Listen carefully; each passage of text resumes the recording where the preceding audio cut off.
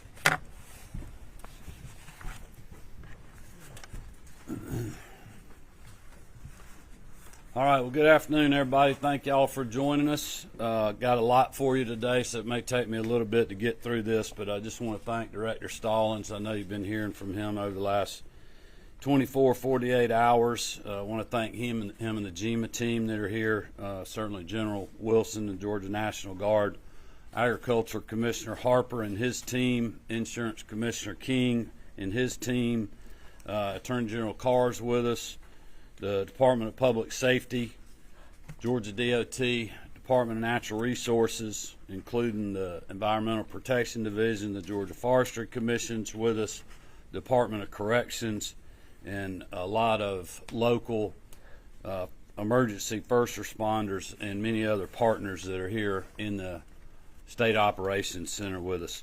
I wanted to walk you through just real quick what Director Stallings has been talking to you about the last day or so on what we've done to prepare for the storm.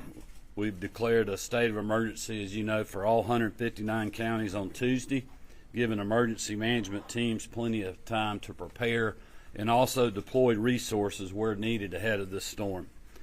In my direction, Director Stallings activated the State Operations Center at full-scale level yesterday morning so that we could continue to prepare and monitor the storm's progress and coordinate closely with all relevant agencies on the state, local, and federal level. As part of the state of emergency, I've authorized up to 500 Georgia Guardsmen should they be needed. Also asked FEMA, and the FEMA folks are with us here too. I want to thank them for their support. I asked them yesterday to grant us a pre-impact emergency declaration to further help get resources where they need to go. That declaration was granted this morning, and again want to thank our federal partners for that. We have put considerable state resources toward this, literally all across state government. The Georgia National Guard, as I mentioned, we got 250 called up now with the ability to go to 500. We'll go to whatever we need as we see that need develop. General Wilson's going to speak to you next, and I'll let him address that. For the Department of Public Safety, Colonel Hitchens, all troopers and officers are available and on duty in what they call as a Phase A condition. Department of Natural Resources, we have 120 ranger teams called up for duty, 7 task force teams, and 24 strike teams ready to go that will respond as needed to help clear roads, conduct water rescues, provide security, and deliver critical supplies. Commissioner McMurray's with us, the Georgia Department of Transportation. We have crews literally embedded all across the state to help remove debris. They wanted to have me ask all our citizens if it is not necessary for you to be on the roads during and after this storm, please try to stay home. This is a big storm. It is going to affect our entire state. We feel certain we're going to be having to remove debris and clear roads statewide. So instead of deploying a bunch of resources to one part of the state like we normally would do before a storm, we're expecting to have to deal with debris fields in all parts of the state. So we're going to have a lot of people that we need to get moving to get the roads clear. And if there are people in our way, that's just going to slow down our progress, and it's very dangerous as well. As you remember, in the last storm, we had a loss of life with a tree falling on a car. So just if people can stay home and stay off the roads unless it's an emergency or something critical that they have to do, that would be a big help to us.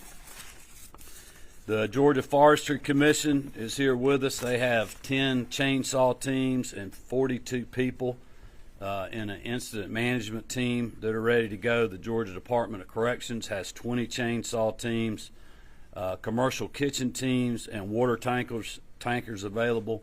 We have 150 GBI agents at our disposal, and then from the federal level, obviously FEMA support. We've got 2 urban search and rescue teams. We've stationed one of those in Gainesville, Georgia, and one in Macon, Georgia. On the state park front, at DNR outside the path of the storm are open and available to displaced citizens, including pets and animals. We're currently housing 215 Florida evacuees at our state parks. We're coordinating with our utility providers who have been incredible partners over the years and certainly this year already and they are prepared to respond to any power outages. CEO of Georgia Power, Kemp is with us this afternoon. They have roughly 10,000 linemen deployed and ready to go as soon as the storm passes and the winds die down enough that it is safe for them to work. The Georgia EMCs have 8,000 people ready to do the same. I just want to thank them personally for the great preparation that they've done, and I know they will be very busy in the days ahead, and I know they would echo the sentiment of just trying to keep roads clear. Don't touch down power lines. Don't get close to down power lines. Let them get in there and do their work. Also, would just like to urge people's patience. As you know, depending on really how many trees we have down, how much debris we're dealing with, how many power lines we have down, and what we're dealing with there, it's going to probably take us a while to get power back going with the size of the storm, and also just how much of the state it's going to affect. So I would ask people just to be patient. I can promise you we will respond with full force as soon as it's safe to do so. The First Lady, Marty Kemp, would want me to remind everyone to make sure and remember your pets and your animals, to take care of them before the storm hits and not during the storm, and certainly we would ask you to do that. To give you a status on the storm, and Will's here as well, he can give you a weather update if you need one when we get in Q&A. This storm is currently a Category 2 with wind speeds at 100+ miles an hour. It's expected to make landfall on Florida's Big Bend area this evening as a Category 3 hurricane. As Will told me in our briefing, at this point it doesn't really matter what category this storm is. It's one of the biggest that we've ever seen in the Atlantic from a size perspective, on the width of it, over around 500 miles wide. So it's going to affect a large area as it comes across Florida into Georgia. We believe it can remain at hurricane strength as it moves up through Macon and possibly into metro Atlanta tomorrow evening. This storm will travel north throughout Georgia, exiting the state around midday tomorrow. As I mentioned earlier, this will be a statewide event. We expect strong winds throughout the state with hurricane force winds, wind gusts up to 80 to 100 miles an hour possible into Macon overnight. And certainly there's an extremely strong possibility of spin-off tornadoes, as unfortunately we're going to be on the state of Georgia, and most of our counties are going to be on the dirty side of this storm, or the east side of this storm. So that's something else people need to be prepared for. Be listening to your local media outlets for potential tornado watches and warnings. We also know that this is going to be a heavy rain event for a lot of our state, and I may get Will to come up and explain that to you in just a minute, considering what we went through with Debbie and a lot of flooding. This has the potential to be worse. Certainly the possibility of fallen trees, down power lines, debris, impossible roads, and even something we don't normally talk about, but potentially landslides with the amount of rain that we're going to get in certain parts of our state, and certainly up in the more mountainous, hilly part of our state. So just be on the lookout for that as well.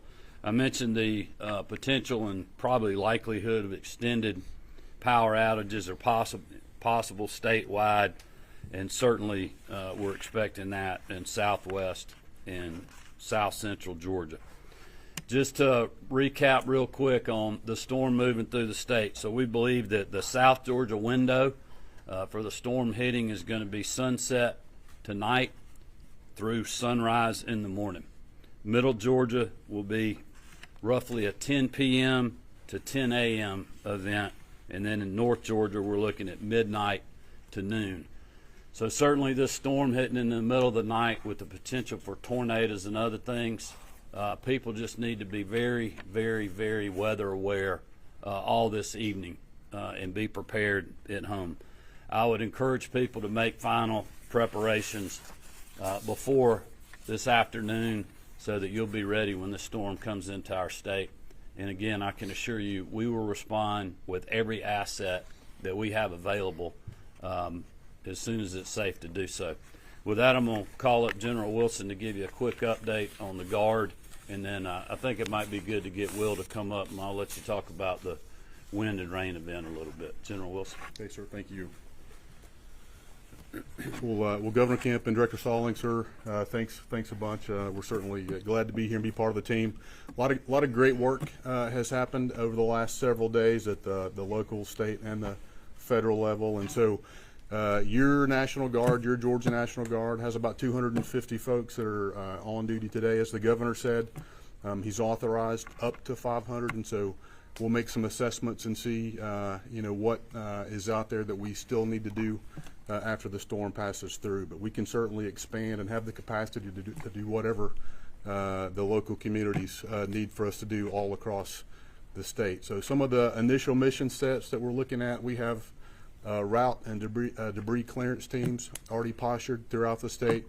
Those teams are comprised of chainsaw teams. We have 20 of those that are they're really all over the state, ready to get out and get to work when required. We have 8 engineer teams with some larger engineer equipment to be able to push some debris and get some stuff off of roadways when we need to. We're going to provide a trans company and some logistics capability down to Macon to be able to move commodities around the state wherever that we need to. And then we have just a bunch of general purpose soldiers and airmen that are available to provide protection and security along any infrastructure or whatever else we may need to throughout the state. So your National Guard is prepared to do whatever that we need to, and a ton of hard work and has gone into the response piece of this so far. So again, just thanks for all the effort and what you're doing for us. I appreciate it. Thank you. Will? Hey everyone. So as the governor has briefed and Director Stallings has been saying for the last few days, this is a significant rainfall and wind event across the state. We're expecting tropical storm force conditions at a minimum in all 159 counties in Georgia tonight and tomorrow morning. The high risk that you can see behind us from the Weather Prediction Center is their highest product that they issue. That was issued last in Georgia during Debbie for the 10 to 14 inches of rain we saw then, and we're expecting, including yesterday's rain and tonight and tomorrow's rain, storm total rainfall amounts to be somewhere in that same vicinity of 8 to 12, maybe even some higher amounts in the northeast Georgia mountains. So a high threat of significant flash flooding, life-threatening flash flooding. I would encourage everyone to have their emergency alerts turned on. If you're under a flash flood warning, you need to seek higher ground. If you're in a tornado warning, you need to seek lower ground. So again, that's two different things, two different actions to take, but you really need to be weather aware, as the governor said. We have a chance with the extent of winds, and certainly within about 50 miles of the center of the storm as it moves through Georgia, hurricane force winds to be possible. With the super saturated grounds from the rain, it will make trees and power lines that much easier to come down. So I anticipate widespread, maybe extended power outages tonight and tomorrow. Luckily, this storm will move out fairly quickly for a hurricane, so by midday tomorrow we should see weather conditions start to rapidly improve, and we do have a pretty nice weekend behind us, so we can get out there and respond and recover. You want to talk about the size of the wind field? Yes, sir. Compared to previous. So this is the corollary really is Irma from 2017, and it's even larger. Right now, the wind field, the tropical storm force wind field, is forecast to be 400 or 500 miles wide when this storm peaks out later tonight. And as it moves through Georgia, it's going to cover the entire state. So that's why we see the tropical storm warning for the whole state, and then obviously you have the hurricane warning for much of the state as well. Thank you. Thank you, Will. You got anything? We're good. All right, y'all got questions for anybody? Art?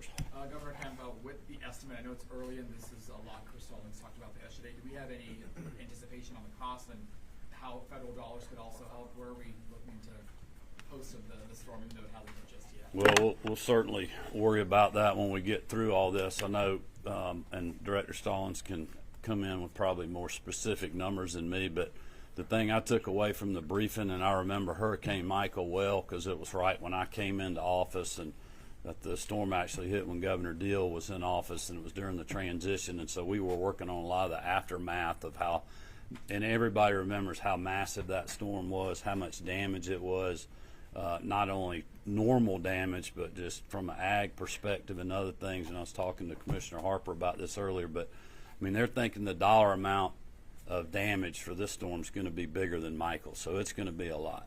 Governor, are there any plans on what to do with outages affect the airports? I'm sorry.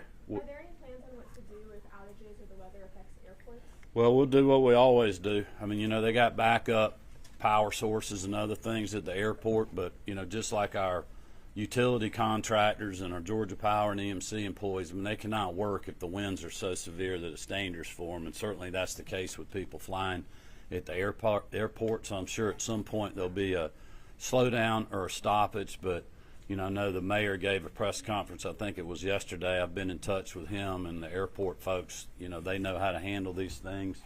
The good thing about us having the State Operations Center open is that we're in contact with all these state and local resources, and so we'll just work through that if that ends up being the case. Governor, this may be more of a question for Commissioner Oliver, but what will happen in Department of Correction facilities? Will kitchens still be staffed and that sort of thing? Tyrone, you want to speak?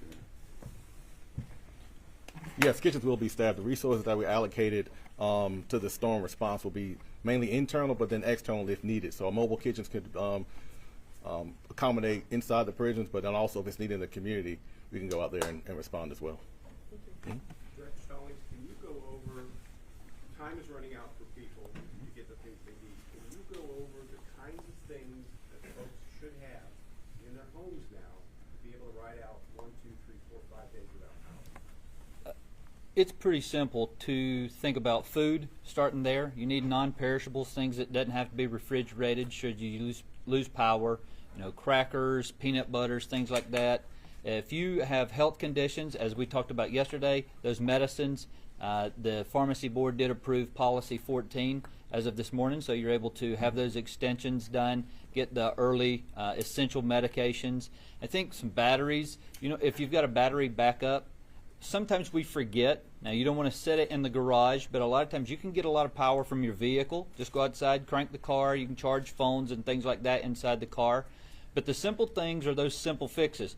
Think about what you'd take on a picnic with you. That's the type of food you want to have inside the house for a few days. We recommend 72 hours. So whatever you think you need to get through 72 hours. A few gallons of water, things of that nature. It's a good time if you have a bathtub at home. If you're on a well, you want to go ahead and fill those bathtubs so you can still flush commodes. You can do things like that. If you think you're going to lose certain amenities, think about those. I mean, fortunately, the temperatures aren't going to be super bad, so heat and cold we're not so concerned about. Our primary focus, and the question about the airport was important, our primary focus for recovery is our hospitals, our senior living facilities, our assisted living facilities. Any medical facility is a high priority for us. As part of the route clearing, you'll see us opening up, and Georgia Department of Transportation will be pushing those teams to clear those routes. But things that you think about whenever you're responding to that, that's what you have. Simple items, but it'll get you through. Yeah. Any concern about people who are much further inland, maybe not taking their warnings as seriously as maybe they should? And what would you say to folks who are frustrated by the school closures? Well, I mean, look, you know, we're recommending the school closures from a safety perspective. I have not heard any complaints about that. I think people understandably think that's very reasonable.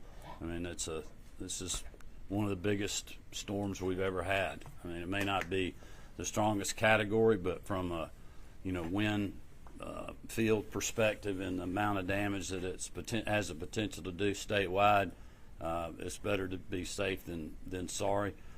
I would hope that with as much media has been paid attention to on the storm, that everybody in the state is weather aware, and if not, after today, I certainly hope they are.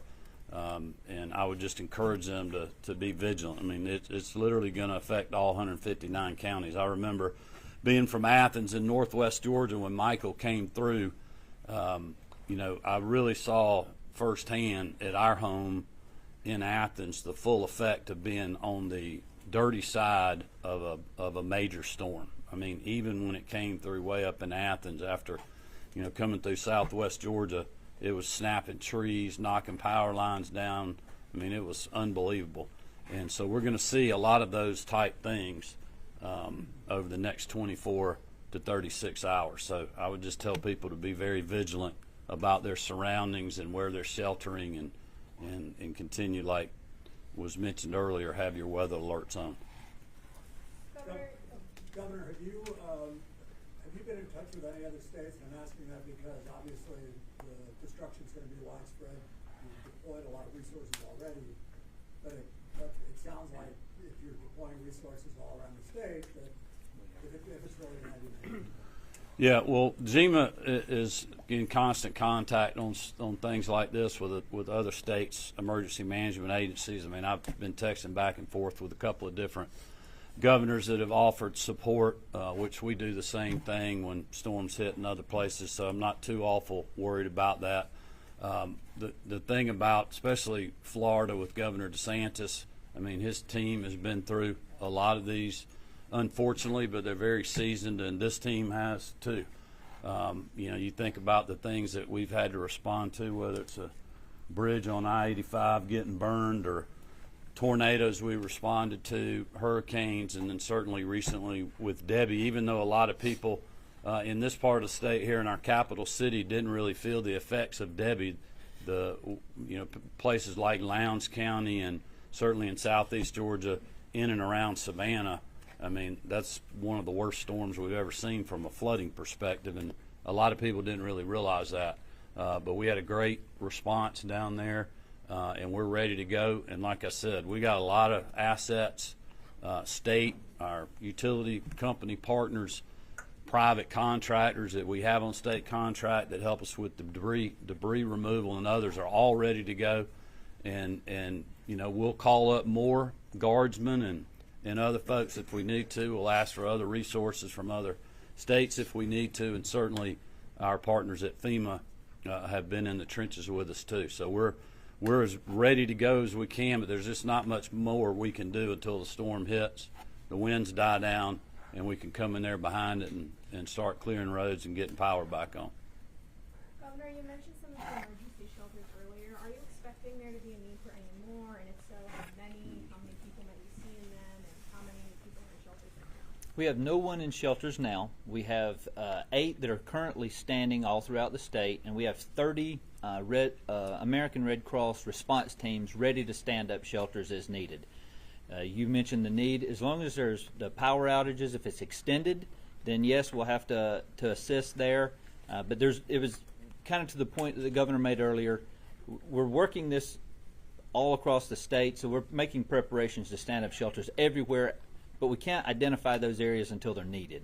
So we have teams deployed that can make that happen. All right, thank you, everybody. We'll keep you posted.